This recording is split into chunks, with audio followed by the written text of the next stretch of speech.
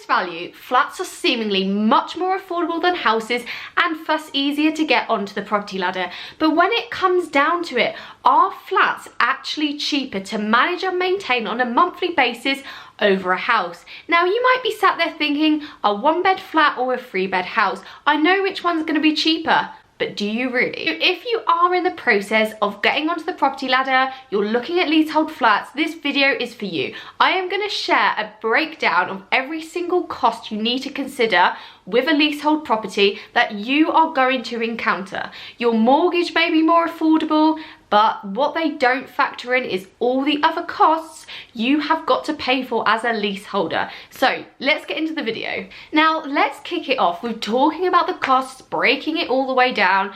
And yes, lots of these costs are going to be involved in a house as well, but for transparency, I am just going to include everything in a bulk. I will give you some estimates as well, but my property was based in the southwest, so it's going to be a lot cheaper to those that are in London. So number one, the no-brainer is you have your mortgage repayment. If you have purchased a leasehold property or a lease, then you are going to have your monthly mortgage repayments. You know exactly where you stand for them within your fixed term, and that is going to be your biggest expense from having your leasehold flat. Next up, we have council tax. Now, council tax is generally a lot cheaper if you own a flat. It's less square space, your council tax is going to be lower. And also, if you do live on your own, you can apply for a single person discount, which I believe is around 25% discount. It's definitely worth doing, and it does help keep things a little bit lower as opposed to if you were owning a house. Now, next up is contents insurance.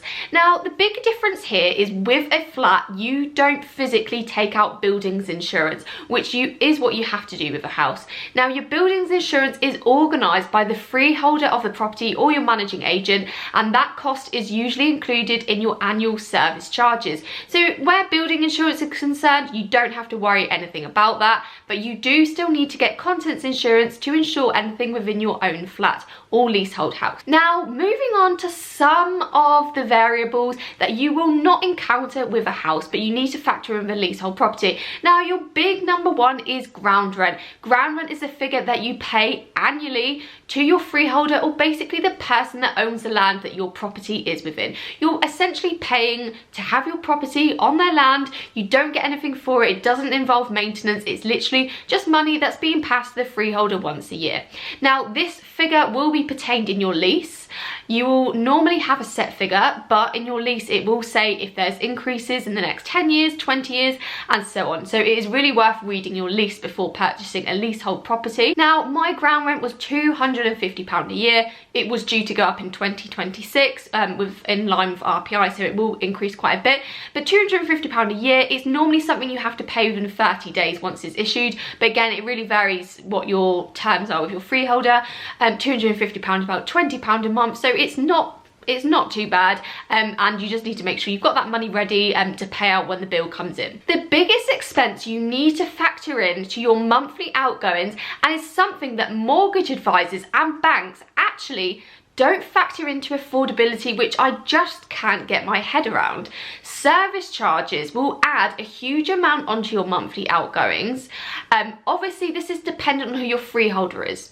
If you are in a very large building, there's lots of apartments, or you're in a very expensive complex, your service charges are likely to be a lot higher than someone that just has a flat in a shared building with 2 other flats. So you're going to have those variables, but generally your service charges are still going to be quite considerable based on your property, what items there are to service. If you've got lifts, that's going to add money onto it, all those sorts of things. So just to give you an idea, I had a flat that was in a property with 4 other flats, so seemingly quite small actually. The freehold was actually bought out by a larger freeholder in the UK, which was Urban Point Limited, but we did have a managing agent who was Plymouth Block Management.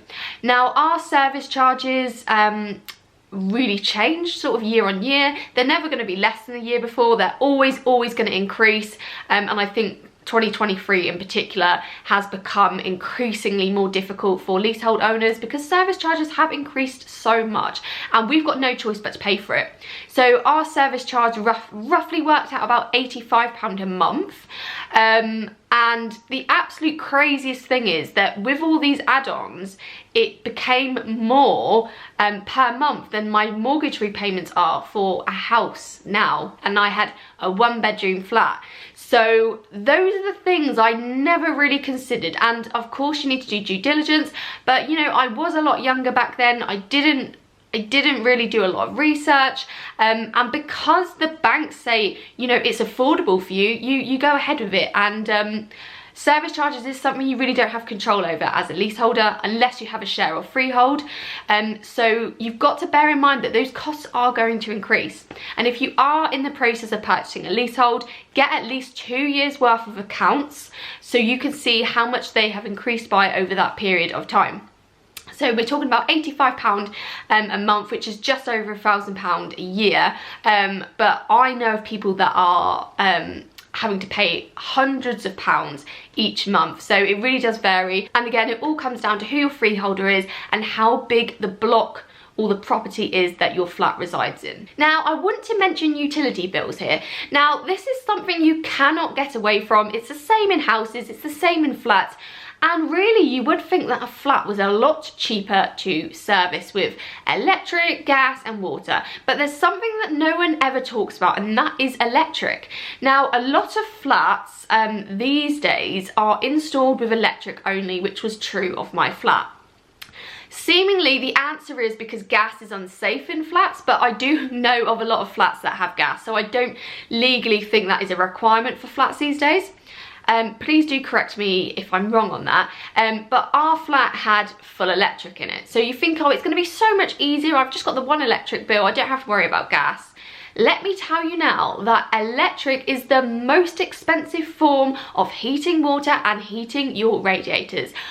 I was in a 1-bedroom flat. This was in 2022, so before the hike in prices came in. I was paying £150 per month. That was the highest because they kept trying to increase it, saying I was using too much. It was literally me living there. I barely had my heating on, maybe 1 hour a day in the morning, 1 in the evening.